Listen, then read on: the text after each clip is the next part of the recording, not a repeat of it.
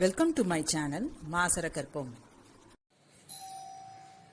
If a to the power 1 by x equal to b to the power 1 by y equal to c to the power 1 by z and a, b, c are in GP, then x, y, z are in AP.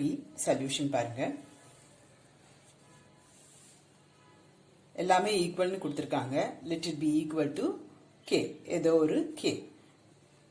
A to the power 1 by x is equal to k. ரெண்டு சைடும் பாரை வந்து x raise பண்றேன். அப்ப நமக்கு என்ன கிடைக்கும்?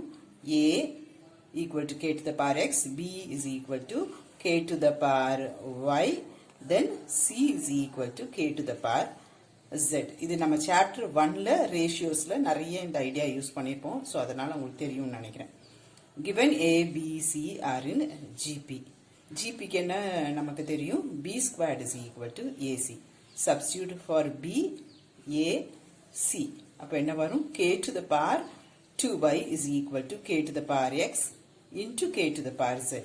Base ரெண்டும் சேமா இருந்தா நம்ம என்ன பண்ணுவோம்? பாரை ஆட் பண்ணுவோம்.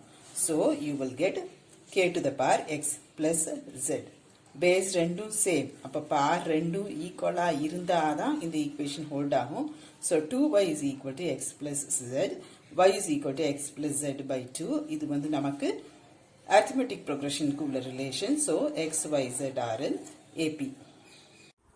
Hope this video is useful to you all.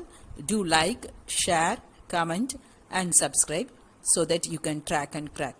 Thank you.